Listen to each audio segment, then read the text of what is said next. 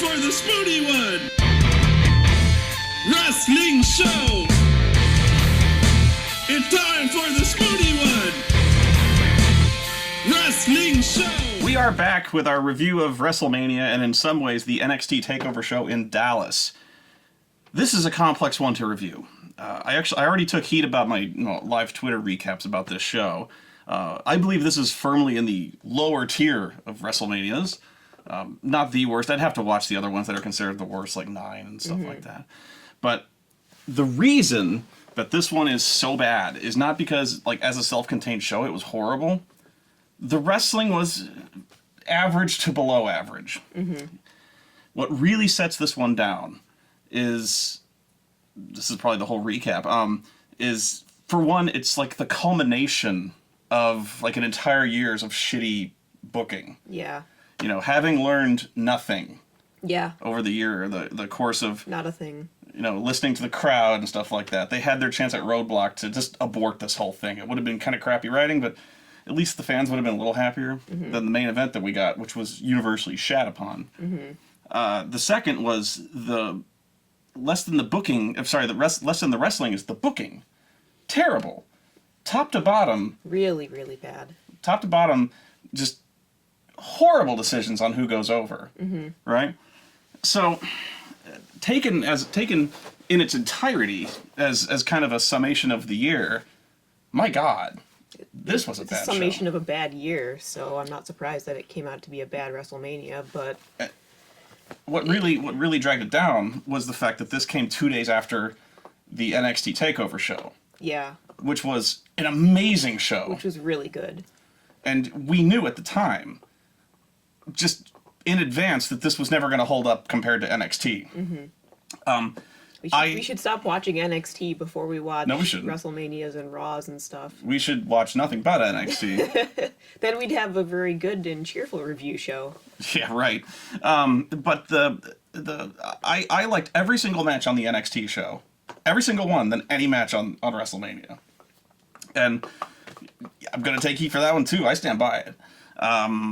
But yeah, it really got eclipsed. You know, there was no way it was going to hold up at all. My perception of the show is also colored by a couple matches in particular that legitimately made me angry. But we'll get to that. I have a list of the matches because I've already forgotten some of the things that happened. In fact, I still have no memory of one match in particular. The pre-show consisted of Kalisto versus the Ryback for the U.S. Championship. It was okay. It was a good match. Yeah. It was every basic Raw match you've ever seen the Ryback in. Yeah. Here's the problem. I actually think the Ryback has been improving lately. Yes. He seems to be wrestling better. Yeah. So I liked this match. This was probably booking at its most basic. Mean big guy versus plucky little guy. Yeah. Contrary to form, the little guy won this time, so... This was a good match. Here's the problem. Nobody gives a shit about Kalisto. I give a shit about Kalisto. So do I. But the crowd was just the crowd was kind of quiet, but it was also during the part of the pre-show where people still hadn't gotten in the building. Yeah, apparently there was big problems people getting into the building. So you could just look and see empty seats everywhere. I don't think that cost the match, though. People just, since he won the title, have not given a crap about the guy, which is weird because he's been booked pretty strong. He's gone over Alberto Del Rio a lot. But for some reason... Do you think it's just because they prefer the partnership of him and Sin Cara? No. I don't know why. I have no clue, really. He's a good wrestler. I like watching him. He's entertaining. I do know one reason is because Bradshaw consistently buries the little fucker. Yeah. Even when he wins, like, Bradshaw's like, yeah, but he's still small. Like, calling him a mosquito constantly. Yeah. Even as he's beating Alberto clean, like 3 times. He's like, yeah, but he's still tiny. You know, like, what the... That's I know the voice of Vince in his ear. Yeah, I know he's a heel, but what the fuck, man? You just can't let it go. This was a good match. It was fine. I may have the order a little out of order here. The Total Divas versus Bad and Blonde 10 Divas tag match. Oh, that one was... For no reason. Yeah. Like, all of a sudden we care about Total Divas again. Like, they've all banded together. What was really funny going into this was Eva Marie, who debuted on the Raw previous week as the surprise mystery partner on Total Divas. And I just know that they were expecting Eva Marie, Vince was expecting Eva Marie to be this huge conquering babyface, be hugely popular because she's hot as hell.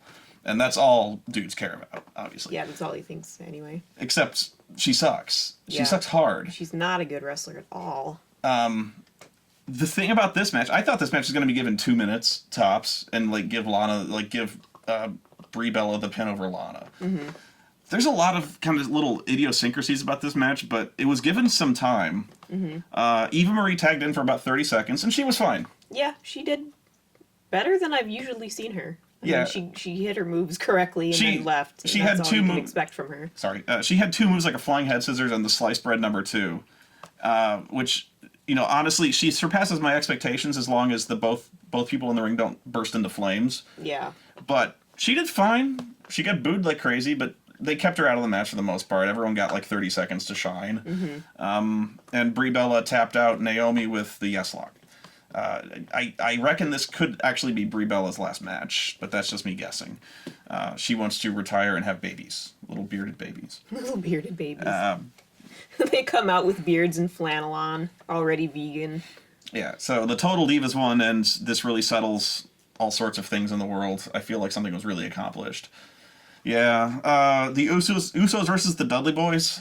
I didn't care for this match very much. This was fine. It was just a Raw match. Yeah, this match worked fine. They have dropped the entire idea of the Dudleys vowing never to use tables again. Yeah. They dropped that immediately.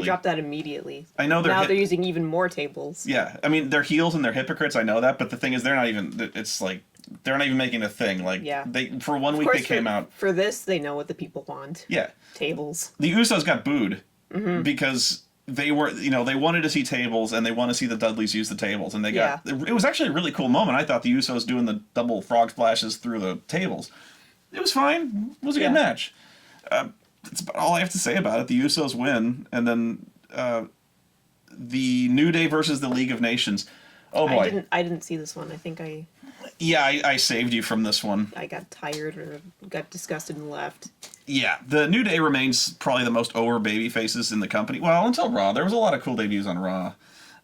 They had a really awesome entrance emerging from a box of Bootios, dressed like Saiyans. Super Saiyans, yeah. It's probably one of the high points of the show, actually. And it was all Xavier Woods' idea. Oh, yeah. Well, Kofi, whatever. But, the Bootios thing, I don't get. I guess I'm too booty, but... You're just too white. They had giant Bootios in the box, and they emerge from the box, and they still carry around a Bootio. I would not eat a cereal with the word booty in it, even if it makes sure you ain't booty.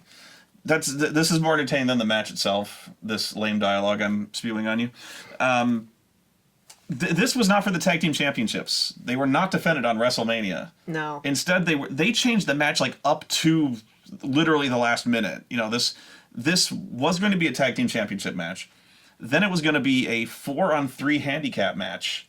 The league for quote unquote tag team supremacy, which I thought that's what the titles were for. Yeah, you'd think. Now it was a 3-on-3 match, again, not for the tag titles.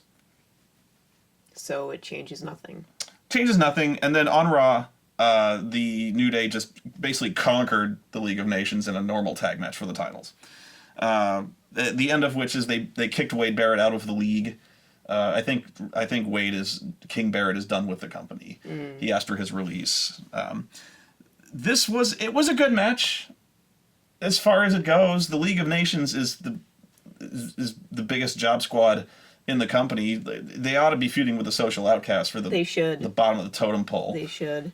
From what I understand, in dark matches, Bo Dallas is getting cheered over Kalisto. Really? Yeah. Wow. Not good. Not good. Bo Dallas looks like such a weird, he looks like a half-finished clone. He needs to be put back in the oven for a little while. He looks so pale and doughy, and he's got this weird face. He does have a weird face. He looks like kind of the attractive brother of Sloth from the Goonies. That's mean. He's ugly as shit, man. He just looks like a big, giant man baby, that's all. At least they put him in a singlet and not the man diaper. The man diaper. Never wear white tights, Never wrestlers. Wear white underwear. Just straight you look up. Like you're wearing just your tidy whities or a diaper. Yeah. Anyway, I've been over that. The League of Nations won. Yes, they won because King Barrett was outside, hit him with a bullhammer, and that was it. Then Here's where things I immediately kind of checked out on this show. League of Nations gets in the ring. They're gloating about winning. And they say, there's no 3 men in the company who can stand up to the League of Nations, even though there's 4 of them. Mm-hmm. Then Shawn Michaels comes out. Looking pretty good, actually. Then Mick Foley comes out, and then Stone Cold Steve Austin comes out. And the 3 men who can stand up to them. They whip the shit out of the League of Nations. They all hit their finishers. Austin stunners the shit out of them. New Day comes in, and they're, celebrating. Austin is, they all start dancing, and Austin kind of teases like he's going to dance, and then just stuns Xavier Woods out of it. Rusev took an awesome stunner. Okay. This was probably the best feel-good moment of the show, but it was so stupid. It was like you essentially crushed the two top factions in the tag team division. Mm-hmm. You had Austin just stun the shit out of all of them, which is what he does. The thing is, wow, what joke. You just had the League of Nations beat the New Day, the tag team champions, and then you had Austin and Shawn Michaels and Mick Foley beat them, just eradicate them. Yeah, like they were nothing. This is going to be a pattern in this show, which. Not a good pattern either. A very bad pattern. So this was an example where it was a good match, and then the booking was just, you put the League over? Mm-hmm. What? Why? They didn't need it. Of course they didn't need it, but then of course on Raw, the New Day just cleans house. Yeah. And it really wasn't even close. They beat the shit out of them. As it tends to be with Raw, after WrestleMania, it always just seems to set things right back to status quo. I don't think that was the case here, but they did undo a lot on Raw. Yeah. We'll get to that. Here's where the order I have gets out of whack. AJ Styles versus Chris Jericho. This match. Wow. I can barely remember it now. You remember what made you mad. Yeah. This was really not a very good match. No, it wasn't. I was very surprised by how not good it was and how not impressed I was. It was by far the weakest of the matches they've had, and I don't know why. It seemed like they were both tired or something. It seemed like 4 minutes in, both of them they blew up, and they were still doing kind of impressive things for having blown up. Mm-hmm. But it was obvious early on that these two were gassed. Yeah. They pulled a good match out considering, but the best I can say it was okay. Yeah, it was a decent, but not great. And then Chris Jericho wins clean. Yeah. Why? Why? What the... Again, he didn't need it. Why would you have Chris Jericho, of all people, win and then bury AJ Styles? It doesn't... Yeah, it buries him. It buries him. Why are you even hiring new people to the company if you're just going to bury them all? Well, again, this is undone on Raw. You're right about Raw. But yeah, the thing... This entire feud is like one of the most basic feuds ever, where they 50-50 book, and then Chris Jericho's role essentially is to put over new talent. Yeah, but that's not what they're using him for. You'd think. It's like he's got something in his contract that says, I'm only going to do this if you make sure I win half the time. No, this isn't Chris Jericho's fault. I don't think it is. I'm just saying that's what it seems like. No, but this makes no sense. No. The entire point of this feud is that AJ Styles wins. Yeah. This served no purpose. Mm-hmm. Especially, oh my God, this is where the wheels came off this show. Oh, you know what? Actually, the match before this might have been the Intercontinental title match. Oh, I you know think what? So, you know what it was? Yeah. That was where the wheels came off the show, which is a bummer because it was the second match on the show. Yeah. Here's what my notes read on this match. I was trying to make a list of all the matches so I didn't forget. Of course, I got the order wrong, but whatever. I said it has Kevin Owens versus Sin Cara versus Stardust versus Zack Ryder versus Sami Zayn versus The Miz versus question marks. It was a 7-man tag, and I still cannot remember the 7th man. Yeah, I don't either. Do I care enough? Who else was in that match? We'd have to look it up. Do I care enough to look it up? No. This was probably the best match on the show, just in terms of what the match was like. Mm-hmm. Like wrestling terms. Yeah, it was better than I expected. Yeah. But I knew these guys were going to bust their ass for WrestleMania. Yeah. They were going to put on a good match one way or the other. Who was the 7th guy? I can't remember. Oh, God. Let me see your list again. My handwriting is terrible, but It is. But they put on a good match, and then Zack Ryder wins. Why? Yeah.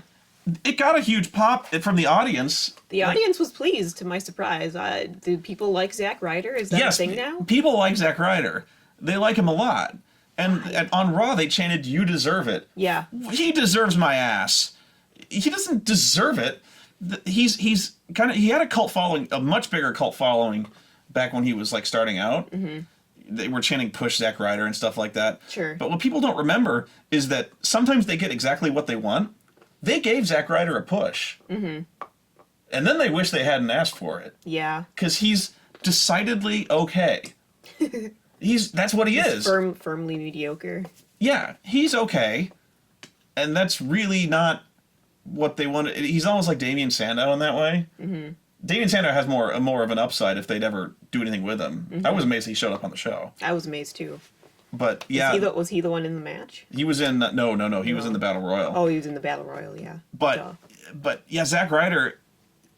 It was a long time ago, but yeah, they got exactly what they wanted from a Zack Ryder push, and then nobody wanted it anymore. Yeah, he put on okay matches, but people expected, like, when he finally got his chance, like he was going to run away, he's going to take the ball and run with it. No, not really. He's okay, but this blew my mind. Because it was pretty obvious that he was there to replace Neville, who was very, very tragically injured. Hopefully, it looked pretty bad. I think he broke his leg. Oh, God. Yeah. That sucks. I like Neville a lot, so I'm really disappointed by that. This just seemed like we're going to do something that nobody would predict. Nobody would have called this. And sure enough... Except, again, it was just someone who didn't need it, and other people did. Well, after this, I was like, well, okay, Zack Ryder's going to go on a 2-year undefeated streak and become the greatest Intercontinental Champion of all time. Maybe. I was not correct about this. No, not maybe, no. Oh, yeah, you're right, no. Because on Raw... On Raw, he just loses it again. He goes out there and he's thanking everybody. And he's thanking his burly dad. He thanks Pappy Ryder, who, by the way, has guns on him, man. Yeah, talk about gun show. This old guy was pretty cool on the show.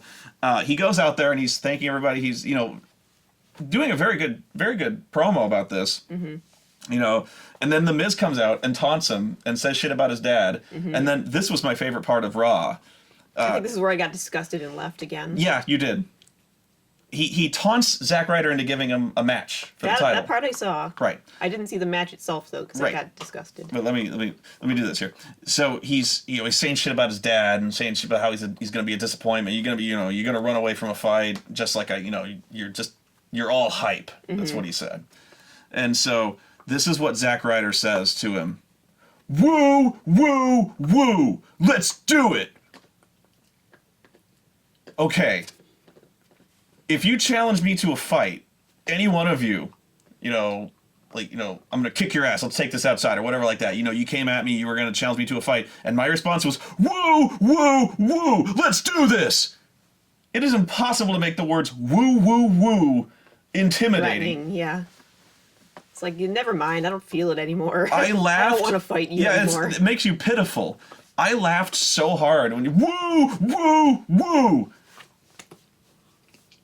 And then The Miz and him are having an okay match, and Miz starts talking smack to Pappy Ryder, and he pushes his dad, and he pushes him back, and he falls on his ass, and then The Miz's wife, Maurice, looking smoking hot, by the way.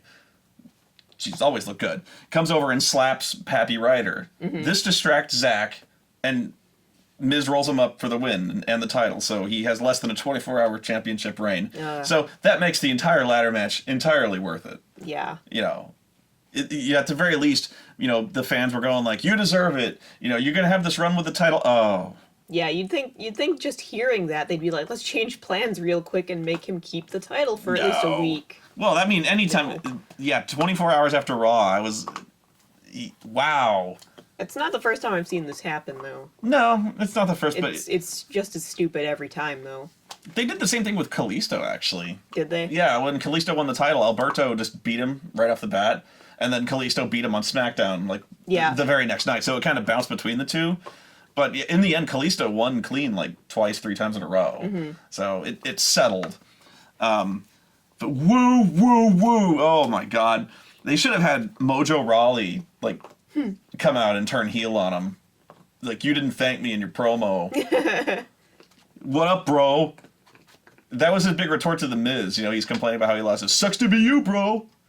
God, I hate Zack Ryder. I hate him good. You hate his beard, too. I hate his beard. He looks like such a dork. I think his beard looks better than the rest of his face, so... Oh, God. He's all orange, and he's got a stupid beard. And then Dean Ambrose and Brock Lesnar. This was a thing that happened. I don't even know how to approach this match. The story is that Dean Ambrose is an idiot. Yeah, that's the story. That's basically it. He picked a fight with Brock Lesnar. Because he's an idiot. Because he's stupid, and he's crazy, which they remind us of constantly. Yeah. And God bless Paul Heyman. He actually did his best to make it seem like Dean Ambrose was a threat. Because, you know, there's good wrestlers and there's tough guys. And then there's guys who are crazy. Like, you don't want to fight a crazy guy. You know, he'll fight till he's hamburger. He'll come at you, you know, you could rip his arm off, but he's fucking crazy. Yeah. You know, and Brock's rarely faced a fucking crazy guy. Yeah. And so when you give a fucking crazy guy weapons, everything changes. You know, Paul Heyman was actually doing a hell of a job talking this up. You know, but he's still, you know, Brock Lesnar, he doesn't need weapons. He's got, you know, he's got his mitts. So, but he says, like, you know, nobody else is crazy enough to take Brock Lesnar. I admire that. He's still going to kill you, but, you know, introducing a crazy man with weapons, that changes everything. But here's the problem. Here's a problem. One, you have a babyface who, since he cannot compete physically with Brock Lesnar, needs to use weapons. Yeah. Brock Lesnar, during the entire match, not only does not use weapons, he gets the weapon and visibly... deliberately rejects the weapon. Yeah. Or breaks it over his knee. Or gives him the weapon and then takes it away from him and shoves it up his ass. Yeah. This entire match, at no point was it believable in anyone's mind. Like, people wanted Dean Ambrose to win, but, you know, when asked how, you're like, I don't know. Yeah. Ketchup. Because, yeah, he should have brought some condiments. Blind him with the mustard. But this the entire build up to this was Dean Ambrose would call Brock out, call him out in the ring, like call him a pussy and come out, and then Brock Lesnar would come out, take the weapon away from him, and then F5 the shit out of him. Yeah. And then Dean would be like, was that supposed to hurt? And he'd be like, oh really? Come back, F5 the shit out of him. He beat the shit out of him in fair fights. Left and right.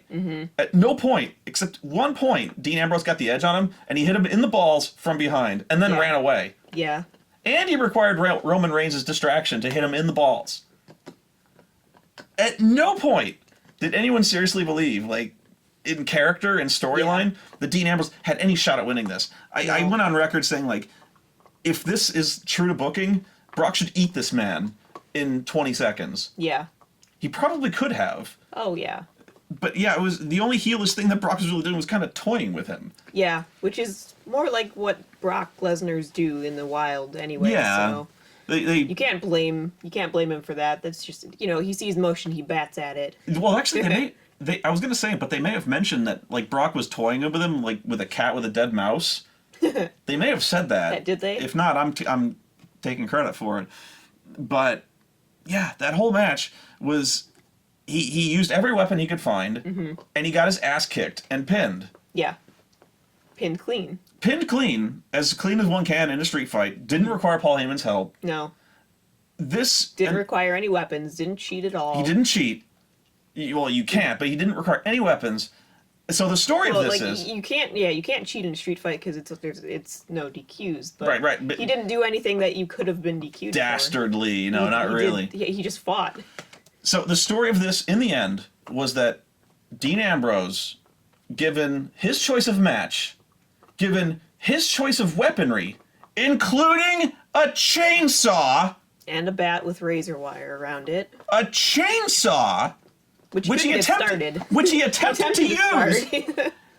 He had access to the chainsaw, which he was going to use. Yeah. We almost saw a legitimate murder. Yeah, we almost saw somebody get chainsawed in half. Had Brock not taken that chainsaw away from him, was his plan to murder Brock Lesnar with a chainsaw? I think that the chainsaw would just spark off his abs. But like, in his mind, like in the character Dean Ambrose, in his mind, yeah. He was going to hack this man. Am I going to chainsaw his head off? He was going to hack this man in twain with a chainsaw. At least his balls. He's And gonna then- be like going for the balls. And then act surprised when the police arrest him for premeditated murder. Yeah. There's no DQs! What the fuck? This kind of is like that smart-ass response to every time there's a no DQ match where we go, well, why doesn't he just bring a grenade launcher? He brought a chainsaw! Yeah. So the story is, he had access to any weapon he wanted, including something he meant to kill this man with, and he still failed! Yeah. Good job, Dean. He had everything to his advantage, and so he's stupid, he's crazy, and he sucks! And he lost. See, the thing is, there's stupid crazy men in the history of the WWF who were still awesome. The Ultimate Warrior was a stupid crazy man. But he beat everybody. Because he was awesome. Yeah. But Dean Ambrose, they're like, well, they're going to put him over like he's a stupid crazy man, but he's awesome, but he lost! Yeah. And he loses pretty frequently. So. I cannot remember any feud that he has come out on top. No. The Wyatts. Did the Wyatts win when he was feuding with Bray Wyatt? Yeah. The Wyatts. Yeah, they did. John Cena, not Dean Ambrose. Dean Ambrose himself, versus Dean Ambrose. Himself He still loses. The mirror match he would. You know, Triple H. He's failed constantly. So the crowd is like, we want to love this guy, but we've given up. I've given up. I tried to like him, but... I do like him. I know I don't. No, but you don't. I like it, but the thing is, I would like him a lot better if he was winning. Winning, yeah. I'd like everybody I like a lot better if they were winning, but they only win about half the time, so... So here's where a pattern starts setting in. Although ultimately, I will say about that match, I was satisfied with the conclusion. I just wanted Brock to win. It was about the only... Yeah. Here's the I would have been mad if he hadn't won. Here's the pattern. League of Nations, Chris Jericho, Brock Lesnar. I guess Zack Ryder. All heels, except for Zack Ryder, Yeah. who's a dick. And I don't like him. Heels won virtually every match. Then we get to Charlotte versus Becky Lynch versus Sasha Banks for the Women's Championship, no longer the butterfly belt. Yeah, now it's actually somewhat dignified. Probably, if not the best match on the show, second best. That being said, this was just an okay match. Yeah, it was... It was good. I liked it. I thought it was good. It was good, but nowhere near what they were... It's not... I've seen so much better from these. I've seen better from them. This was a really sloppy match. There were some mistakes, and then, of course, Becky got popped in the eye. Yeah, at some point. Becky got a black eye, like, early on. Really early on. We thought it was her makeup running, but no, I was pretty sure that she had got hit in the eye. I don't think... I never saw it happen, though. No, I don't know when it happened. Sasha Banks went for the bank statement like twice, and she fucked it up both times. This wasn't a bad match. Don't get me wrong. On a curve, again, probably the best match, but not a really good match. I'm going to take so much heat for this one. I don't care. I'm giving it credit, and then I'm taking it away, you know. It's a good match, but when you know that people can do better... It just was not a great match. And then Charlotte wins. Now, in a way, I don't really have a problem with Charlotte winning, but it's another heel. Yeah. At some point, you got to give the fans something. Yeah. Really, at WrestleMania is where the good guys are supposed to win. Yeah, that's my feeling anyway. Like Yeah. that's when the heroes finally get their comeuppance. No, this is or when the you know what I mean. It's the big show, you know. It's the big show where so many feuds are culminated, and the good guys are kind of supposed to win most of the time. Yeah. Everyone wanted to see Sasha Banks win. Yeah. I think you want to see Becky Lynch win, but I wanted to see Becky Lynch win because she never does. But yeah, you will be cured of this. You hope will. It'll evaporate soon enough. Yeah. Like everything else. But Sasha Banks was put over like such a star. Mm-hmm. You know, she had Snoop Dogg. Snoop Dogg Walker to. I did not know they were cousins, by the way. That's interesting. You know, they were putting over the fact that she was wearing an outfit in tribute to Eddie Guerrero. Mm-hmm. You know, they were putting over like such a huge star, and then she lost. Yeah. Well, she didn't. Becky Lynch tapped out, but she didn't win the match. Yeah. And it's so frustrating because at this match, it's just heel after heel after heel, and Zack Ryder winning. Yeah. It's just this huge list of disappointments. Yeah. Even if the matches were better than they were, it's the booking that just grinds you down. Mm-hmm. You know, ever since she debuted, the people wanted Sasha Banks to be successful, and she just hasn't been. Yeah. She's been the best thing on the show. They're just not letting her win anything. You know? That being said, Oreo has to make noise. Oreo wants to play Squeaky Monster. That being said, you know, putting over a strong champion, I have no problem with. You know, having Charlotte be a strong champion and winning, okay, fine. But yeah, it's the cumulative effect. Sorry. This was where I officially checked out, was the squeaky toy. No, this was the match that firmly pissed me off. Shane McMahon versus The Undertaker, Hell in a Cell. With control of Raw on the line, and if Undertaker loses, he has, according to Vince, no more matches at WrestleMania. Mm-hmm. This was the most highly anticipated match on the show. It was by pretty much everybody. Really? Yeah. I was not anticipating it. Well, I was anticipating things about it, but none of them were good. Everyone was really hyped about this match. Shane McMahon came back to like a superhero's reaction. I don't know why. Here's my feelings about Shane McMahon. He looks like the manager of a Best Buy. Here's why they liked him so much. And actually, I really can't believe that young people even remember who he is, because the last time he was on TV was a long time ago. But he has put on really great matches. Has he? Yeah. Against like Kurt Angle, Big Show Kane. You know, way better matches than you ever would have expected. The guy's fucking crazy. And that's another great thing about him was, you know, he's got this crazy man shtick, and he's known for jumping off insanely tall things. Mm. But this was like 12 years ago. I'm sitting here wondering why he's getting such a huge reaction when they're putting him in a match with a really old guy, and he's 46 years old. Mm-hmm. Okay? He's got this reputation for jumping off absurdly high things. Let me tell you really briefly that when I was in high school as a freshman and sophomore, I did mainly comedy on a theater stage, you know, the high school theater stage. I did mainly pratfalls. One would call it buffoonery. Big shock, right? Pratfalls being just taking, you know, falling down really hard. I was taking back bumps on a hardwood floor, not knowing that they were bumps, you know, not being like, I'm like a wrestler. No. But I was pretty much taking flat back bumps on hardwood. Here's the difference. I was 14 years old. I was fucking indestructible. Yeah, you were made of rubber and bounciness at the time. I'm in my 30s now. If I did that, I would shatter every fucking thing in my hip, spine, and neck after one. Yeah. Okay, so Shane was doing crazy shit and hurting himself grievously back then. 12 years later, he's doing this shit. Yeah. Okay? I'm like, this was my prediction where I was like, Shane is going to lose this match not because he gets beat, because he's going to get legitimately hurt. Yeah, that was my biggest fear for this match, was that one of the two or both were going to get really badly hurt, because I just knew they were going to do something crazy. Yeah. And sure, I mean, it's a miracle that he wasn't hurt. Not worse than he was. Yeah. He went on Raw, he was walking like he dropped a soap. This is one of those matches where everyone thought I was crazy. I was like, you really don't want to see this match. And they're like, but it's Shane McMahon. It's The Undertaker. It's going to be great. I go, this is the kind of match you think you want to see until you actually see it. Kind of like Zack Ryder? No. Kind of. It kind of is. Reasons. It's almost like Sting versus Triple H at WrestleMania. Everyone was so freaking pumped to see that match. And I was like, there's like 100 years combined age in that ring. Yeah. It's not going to be good.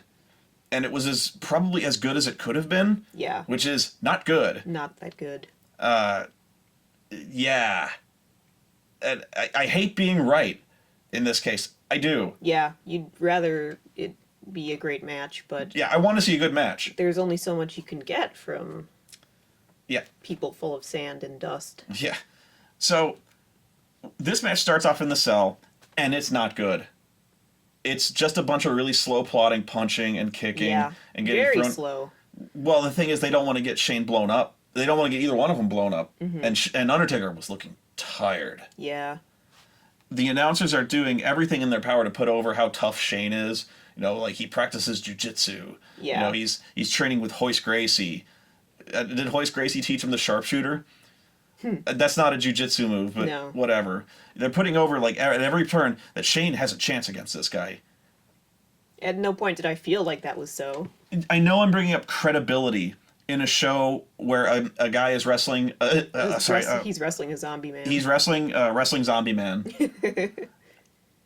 But you're looking at Shane McMahon going, this is stupid. Yeah, it's like watching your dad in a bar fight or something. Yeah, it's like we have a guy who was going toe-to-toe with Brock Lesnar on the last pay-per-view. Yeah. And now he's getting rocked by Shane McMahon Yeah. with his shitty fucking punches. Mm-hmm.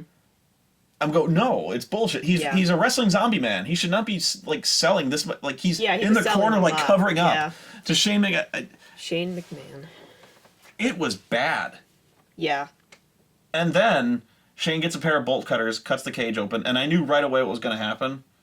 You know, somebody's going on top of the cage and jumping off. Yeah. And Shane, it was going to be Shane. So Shane beats the shit out of Taker with a monitor, who's laying there for like 5 minutes. Yeah. If he was that beat up, just pin him. Anyway, he looks up, he's like, oh, I'm gonna jump on this fucking cage. And right away, I'm like, don't do this. Yeah. Everyone was like, don't do this. I was like, don't do this. I was afraid I was going to see him splattered all over the floor. This is where I got mad. He goes up to the cage. He goes on top of the cage, which is much higher than it was when Mick Foley took his header off the cage to the table. I believe that cage was 16 feet tall. I believe the cage in this match was 20, That's what they said. more than 20. He was going 25% faster when he hit the table. I did the math. 25% faster when he hit the table than Foley was. There was a crash pad underneath this table. That's the only reason he's alive. Yeah. That's it. People were telling me that you're being too hard on this. There was a crash pad. It was planned. Fuck you. Okay? This was stupid crazy. Not just like awesome stupid crazy. No, this was stupid. Mm-hmm. His kids were in the audience. Yeah. I don't care if there was a crash pad underneath this table. 20 feet up? It was just too risky. 20 feet up? That table looks like this. Okay? Had he missed that table or hit it halfway, he's dead. He's crippled. Mm-hmm. Let's just go that far. He has to hit this table after working like 15 minutes with The Undertaker. You know, his legs are shaking. Mm-hmm. He's breathing hard. He can't maybe see too well. He might actually have a concussion. And you expect him to hit this little postage stamp of a table from 20 feet up? Miracle he did. Yeah. Fucking miracle. And even then, miracle he wasn't hurt. Yeah. Had he missed... I was like this. Like, I couldn't even watch, barely. Had he missed, crippled. Minimum. Mm-hmm. Okay? Or at least something very badly broken. And people are like, well, it went off without a hitch, so can't you be happy? Like, it worked? No! I can't be fucking happy about this. This was stupid. It shouldn't have been done in the first place, I guess. He could have been fucking killed. Okay? In front of his kids. Yeah. What the fuck? What the fuck? I'm so mad about this. It was insane when Foley did it. Mm-hmm. And that wasn't even intentional, was it? The first fall was. The second one where I went through the top of the cage, that was not planned. Yeah. But it was stupid when Foley did it. When I was shooting my Nightmare review, I was taking front bumps off the top of a ladder. I didn't tell you about this, because it was fucking stupid. Yeah. I did 3 of those. That was from 5 feet up. Into a pile of, like... No, I had 1 pillow on the floor. 1? You idiot! 1. What did you think that was gonna do? Not much. And it didn't. 5 feet up. I did 3 of these. Stupid. I'm not saying do as I say. I'm not do as I do as I say, okay? Mm-hmm. Stupid. Which is why I didn't tell you I was doing it. 5 feet up. At my age. Not that I'm a fucking old man, but I'm in my 30s, okay? I could have broken my fucking hip. And by the way, telling you was actually a pretty dumb move. Had I broken my fucking hip, you were out of the house all day. Yeah. You probably should have told me you were doing that. Or kept your phone nearby in case of emergency. I couldn't have it on me. If I fell on my phone, I'd break it. Dumb. So dumb. And worse, it looked fake. You know, it was like, we're going to go jump off this cage because it's a really high cage and he wants to jump off it. Mm-hmm. Totally unnecessary. Served no point. Looked staged as hell because it was staged as hell. Mm-hmm. And then Undertaker wins the match anyway. Yeah. Yeah. So, he does this insane, nearly suicidal stunt. For no reason. For no reason. He sacrifices himself for no reason. Had he won the match, at least in character, and out, it would have served a purpose. He put his body on the line to win control of Raw because it meant that much to him. Yeah. And it paid off. Mm-hmm. That's not what happened, though. Shane jumped off this fucking cage, nearly killed himself, and lost anyway. Yeah. Pointless now. So mad. Mm-hmm. Can't get over it. I was so mad that, they did the Battle Royal, and Battle Royals are always shit. Yeah. I'm just sitting there, like, pacing, just fuming this entire time. And you've got this shitty fucking match going on that I can't even begin to care about under ideal circumstances. Mm-hmm. Fuck this. This is one of the worst matches I've ever seen. Now, from a wrestling standpoint, not good. And I cannot divorce my own personal feelings from this. Mm-hmm. From my perspective, this was offensive. His kids were in the fucking audience. This could have turned out so badly, so easily. Mm-hmm. I think about Owen Hart, totally different circumstances, dying in that fucking ring, and we've got a 46-year-old man jumping 20 feet onto a tiny fucking table. Yeah. I'm going to stop going on about this. But if you want to know where I'm coming from, that's it. What did you think about this match? Maybe it didn't offend you as much as it did me. That's entirely likely. I think everybody else just felt it was par for the course, but in my opinion, they're asking too much of people who don't have that much left to give. I can't think of a single person on the roster I would be like, well, I'd rather have this guy do it. I wouldn't have That's Neville. True. I wouldn't want anyone else to do it either. I wouldn't have Neville do this. Yeah, and he's the one guy you'd probably want to do this. Fuck that. I care about Neville. I care about Shane McMahon. Mm-hmm. I don't want him to die. It turned out okay. Miracle. Mm-hmm. But he still lost. And he lost. Which was undone the next night on Raw. Yeah. Damn it. Andre the Giant Memorial Battle Royal, full of geeks, and Damien Sandow, who amazingly is still employed. Yeah. And so is Fandango. Fandango. Both eliminated without ceremony. Actually, Fandango had more of a moment because everyone was like avoiding Shaq, Shaquille O'Neal, yeah, and the Big Show. But Fandango stayed behind and started dancing for no reason. Yeah. And they both murdered him. Yes. I feel like all I'm doing is saying yes and agreeing with you, but... Because I'm rambling. Yeah. If you... Please go. No. Our feelings are very similar on this show. There's not a lot we disagree with, it seems like. I feel bad because I am just screaming now at this point. Shaq was in this match. Damien Sandow got eliminated to a chorus of boos, but the camera Yeah. wasn't even on him. Oh, when it yeah. You happened. didn't even see it. How much does that suck when you're... Okay, was Tyler Breeze in this match? I think so, yeah. God. How much does it suck when you're Tyler Breeze and you don't even rate to be in the Intercontinental Championship match? Zack fucking Ryder, who's not even on Raw. He's one of the fucking hype bros. Gets into this match. No, Tyler Breeze gets crammed in the Jobber Battle Royal. Mm-hmm. And actually, I called very few of the matches correctly. Weirdly enough, I called this match correctly. Mm-hmm. And I didn't know Baron Corbin was going to be in it. I was joking. And he won. Yeah. Not that that means anything. No. In fact, that does not bode well, Yeah. given the previous winners. Well, then the very next day on Raw, like... He goes to a count out with Dolph. Yeah. Well, the thing is, he should have just kicked Dolph from pillar to post if you wanted to make him look strong. But no, it's like a 10, 15-minute match where they're both trading blows pretty fairly. He did kick Dolph's ass. He did what everyone kicks Dolph's ass. You're learning. No, he did kick Dolph's ass, but yeah. Not enough. He didn't kick his ass hard enough. He cut the most generic heel promo. He's like, I'm a heel and I'm big, and I don't care if you boo me because I'm a heel, and heels don't care, so if you boo me because I'm a heel. Ah. Yeah. It was pretty generic. And I like Baron Corbin.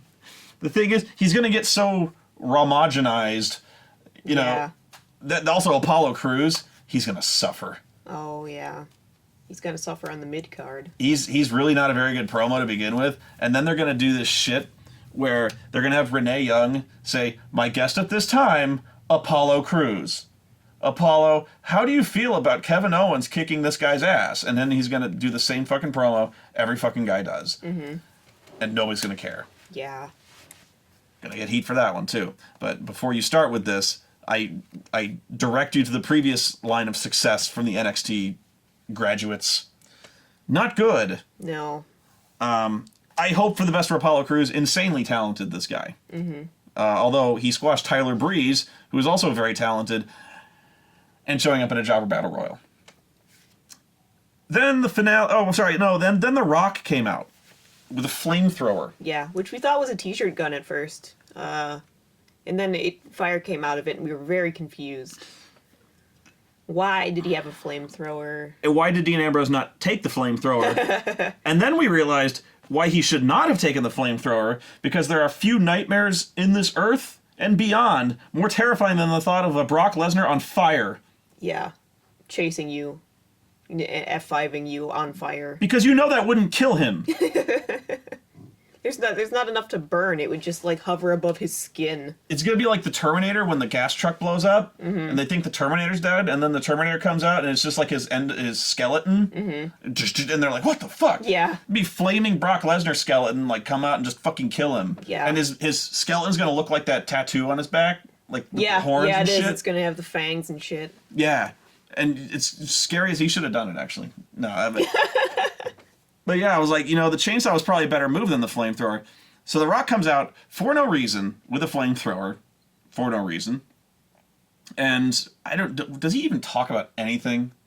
No. He announces rambles. the building attendance record. Yeah, he talks about the fact that he walked past the Dallas Cowboys cheerleaders. Oh, and that this show is so awesome, everyone's gonna go home and have sex. Ew. And have babies they're gonna name after The Rock. Gross. The show was not that good. Really was not. Then the Wyatts come out for no reason, Yeah. surround the ring, the least intimidating guy since the League of Nations. Despite the fact that Bray Wyatt's now wearing like fakey human faces on his apron. He had this just the cheesiest shit. He had rubber. Yeah, rubber masks on his apron. This was another example of him looking like he pillaged Spirit Halloween. Yeah. The day after Halloween. Like, are we meant to imply that you really skinned human faces and stuck them on your? Why are the police not tracking you down for your serial homicides? Why are they paying the Wyatts if they're fucking crazy? Yeah. I don't know. But Bray comes out and he says, "You represent success, Rock, and that's why I want to beat your ass." Or something. The Rock is not impressed. No. Nor should he be. He then proceeds to rip his pants off in one fluid motion. Thank God he had tights on underneath Thank God. What if he forgot? You'd see the people strudel then. But he demands a match. He doesn't care what kind. Mm-hmm. So Eric fucking Rowan, the vintner, The vintner. the hitman of the Wyatts, gets pinned in 7 seconds. 6. 6? 6. Shit. Good job. And so then the rest of the Wyatts start to swarm the ring and try to kick his ass. Rock pretty much clears house by himself. Then John Cena comes out to a chorus of boos. Yeah, and John Cena sucks songs. Yeah. The Rock and John Cena destroy the Wyatts utterly. Mm-hmm. Yet another example of a retired wrestler destroying your only, your established talent. Yeah. Trying to put them over. I guess it was the baby, the babyfaces got cheered, they cleared house. But yeah, he buried the Wyatts, he buried the League, yeah. he buried the New Day. Even in victory, the League gets buried. Mm-hmm. This helps nobody. Yeah, it gets cheers from the audience, but could the Wyatts look like any bigger geeks? No. They could, wow. if Zack Ryder had beat their asses. Yeah. But this was close. Well, and meanwhile, the announcers were like, John Cena, what's he doing here? I know he shouldn't be here medically. Honestly, he shouldn't. The guy's got a healing factor. Yeah. He looked both slimmer and younger, so we think that we're right about the theory that they just clone a new one every time he gets injured. Yeah, so this is just the Cena clone. It's not quite done yet. They got to put it back in the oven. Well, they ran out, I think, at one point, which is why this took like 3 months to make a new one. Yeah. They didn't plan ahead and make several. Yeah. Okay, then this was the only match I was looking forward to. Really, was the main event, Triple H versus Roman Reigns, merely because I wanted to see how badly, to see if the crowd could actually kill Roman Reigns with their combined voices. Yeah, they tried. They tried. They could not. This started out with a really weird introduction by... the video package. The video package made Triple H look so much fucking cooler than Roman Reigns did. Yeah. They cut together this video package of, like, Triple H with an army of darkness. Yeah. Like, clown heads with, like, metal things riveted over their mouths. Skull heads, yeah. Like, a legion of skullhead men and this apocalyptic wasteland and Triple H as this skull fucking face-wearing conqueror. And then Roman Reigns is just really boringly standing in the ring going like, I'm the authority. I will win. And then, like, some highlight footage of him Superman punching Triple H. Meanwhile, Triple H is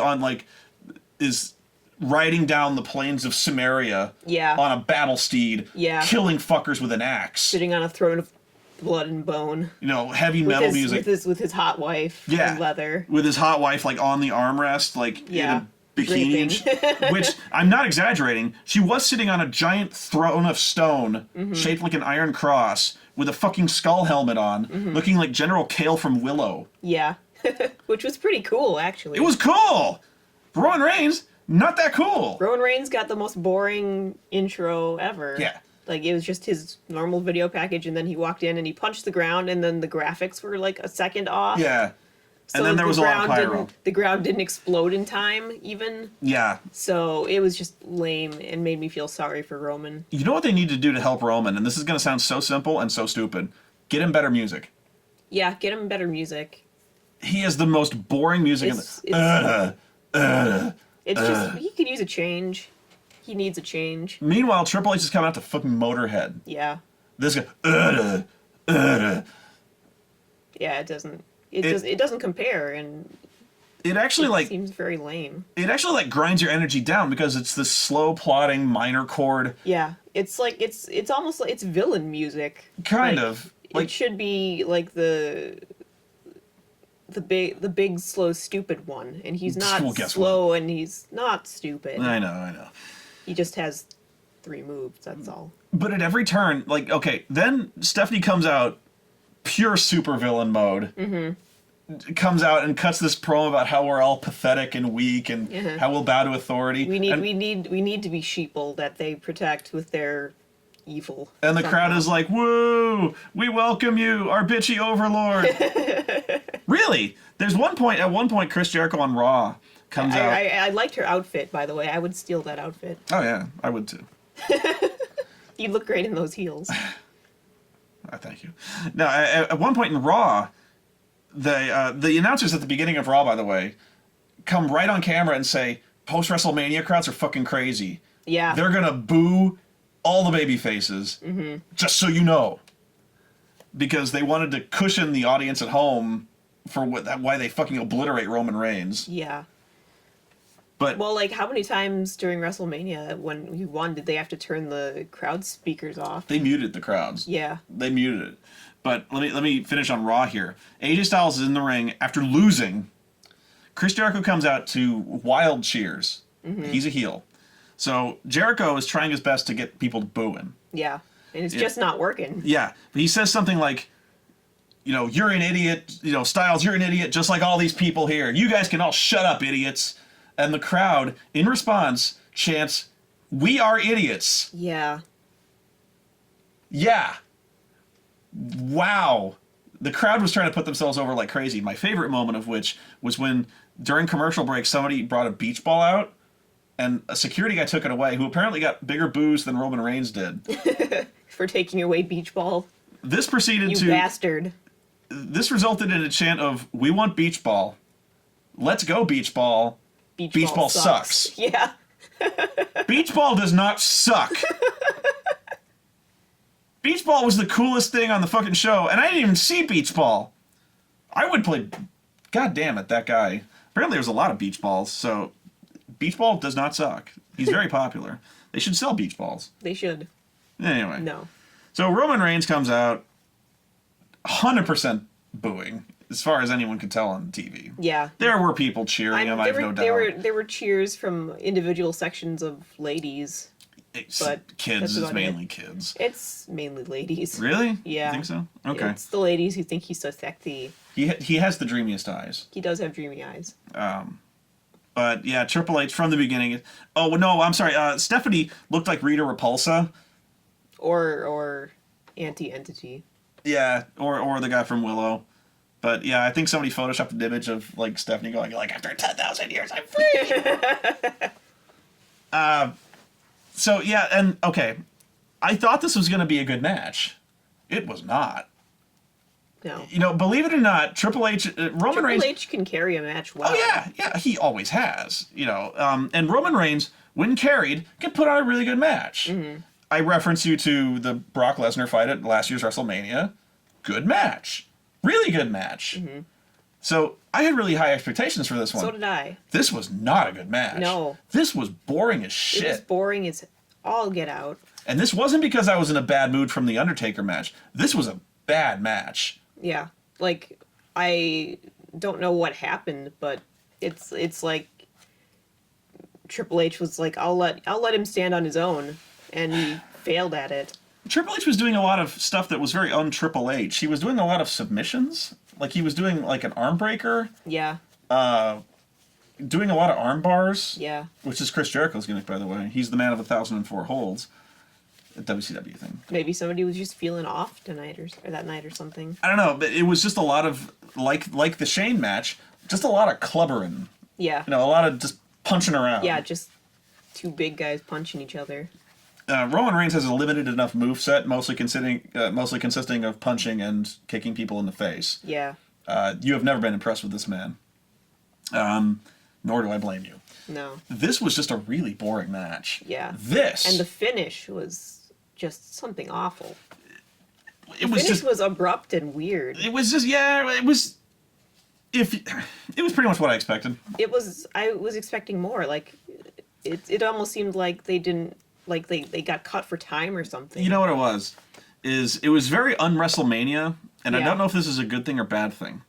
WrestleMania matches have a tendency to have a thing where people kick out of their finishers. Yeah, like twice, 3 times. There was not much of that.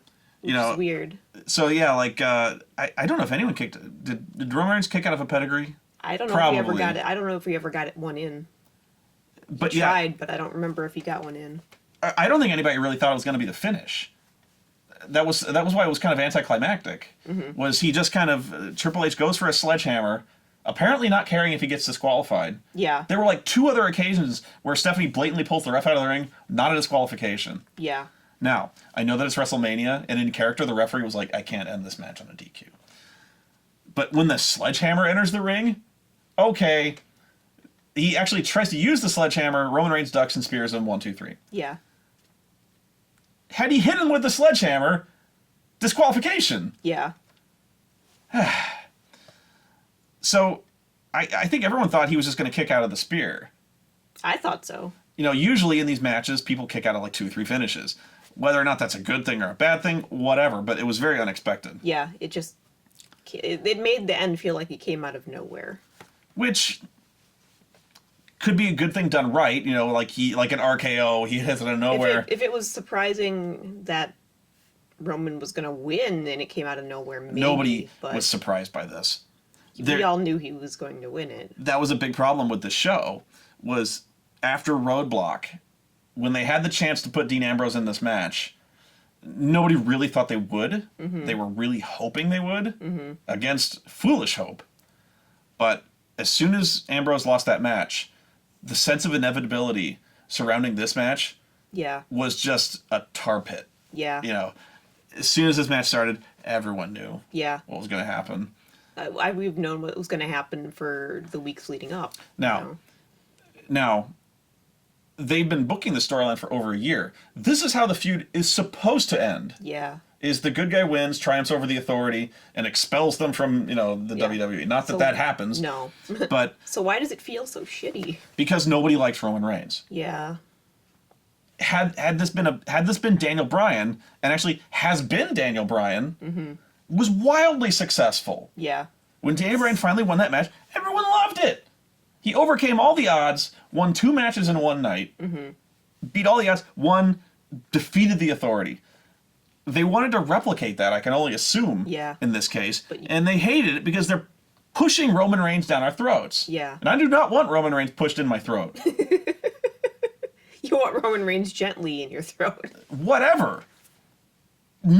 People can tell when they're being manipulated. Yeah, we're not, despite the cheers of the crowd, we're not idiots. We know that you're making Roman Reigns the guy, and we don't want him to be the guy because he's not that entertaining. And the reason he's getting so thunderfucked by boos is they've learned nothing from last year. Yeah. The history has repeated itself from last year. After the Rumble, this has been a pattern, really, like being tone deaf at the Royal Rumble. The last year Roman Reigns was in the title picture, everybody booed him. This year, same thing. Yeah. Everybody booed him. And people even cared less because at least Brock Lesnar was in that main event, and people liked him. They cheered by Triple H by default. Yeah. Yeah. They were like, it really is the anyone but you, Roman, thing. Yeah. They're like, we will accept the authority over your... he's the chosen one, and he's obviously the chosen one. Yeah. And but fuck that. But we didn't choose him, so we don't want him. And I guess I'm telling you guys what you already know, but it seems like at every turn, it's not that they're surprised, because it's like they've prepared for the thunderous booing that he gets. That's true. They know it's going to happen, it seems like. But they keep pushing down this path anyway. And they don't care. Because I can only think we're just going to get tired and give up and accept him or something? I can only think that Vince's, or Kevin Dunn or whatever it is, or whoever's behind it, only thinks that we'll grow to love him. Eventually we'll just get over it. It's been 2 years, Holmes. Yeah. We're not getting over it. No. We don't like him. We tried. We tried. I mean, maybe if you'd had him winning or something, that might have helped. It's not even that. It's just he's not even that. Yeah. He just doesn't have what we're looking for, and I'm not sure what it is we're looking for so much, but we're just looking for someone we picked. Yeah. Daniel Bryan had that factor where we liked him, and they resisted that as long as they could. Yeah. They did everything in their power to bury that fucker. They did. And, well, you don't even know. I missed years of it. You missed when he was brought up from NXT before NXT is what it is now. Yeah. He was the only guy on the NXT show who emerged from that show with no victories. Wow. There were like they all had like 13 matches, something like that. He was the only one who went winless. They buried him that deep. For a year plus. They had Michael Cole loudly screaming, burying this guy about how much he's a geek, about how girls don't like him, about how much he sucks. You know, really, he's a nerd. They'd say, you know, nobody likes this guy because he's at every turn. It was like Vince. He was like just sock puppet for Vince, you know, doing this thing. Yeah, I got that's all I got is on, and then on Raw. Oh, okay. At the end of WrestleMania, you know, boo! Everyone's booing this guy. They basically mute the crowd mics. Yeah. Like cut them entirely. You could tell that it was just thunderous boos, though. And the commentators are trying their best to sound like this is the most epic victory ever. You know, triumph for good. The authority's been banished. Boo! You know. Except for like that one lady in the front who was so happy. Oh, that lady was so happy. She was. You know, on Raw. They managed to undo everything that Shane McMahon match was supposed to do. Like, for no reason, Vince comes out gloating about how Shane got beat. And then Shane McMahon comes out and, you know, he shakes Vince's hand. He's like, you know, you beat me fair and square. I just want to thank this crowd. You know, you made all this possible. You know, you drove me to do this crazy shit. It didn't work, but thank you, crowd. You know, thank you, WWE Universe. And then, for no reason, Vince gets mad and starts rambling about, nobody upstages me. You know what? You want to run Raw? God damn it. Go ahead and do it. Yeah. And then he runs to his limo, like, fuck this shit, I'm going home. Yeah. Now, apparently it was only for one night, but what the fuck was the point? Yeah. What was the match even for if he was just going to give it to him anyway? The whole point of this was to get Shane out of his life and get this lockbox. Which apparently has been gotten. But yeah, no, he's like, you know what, fine. You can have a match. You can run Raw. I was so mad. Let's compare this now to one of the matches of the year, Sami Zayn versus Shinsuke Nakamura. Fucking amazing match. That was a great match. I knew as soon as that happened, from the entrance alone, that nothing on WrestleMania was going to be as good as this. Yeah. I had more fun during that entrance than at anything at any point during WrestleMania. That was an amazing match. Yeah. They were all good matches. Even the one that I didn't really like as much was the Finn Balor Samoa Joe thing, which they kept stopping that match over and over because Joe got busted open. Yeah. I just thought they handled it. That one. I thought they handled it poorly by having it. They stopped and started like 6 times. Oh, sure. Crowd did not like this. Nor did I. I thought they should have just canceled the match. Not canceled, but suspended it for 5 minutes. Yeah. To get the cut closed up. It would not have gone over well.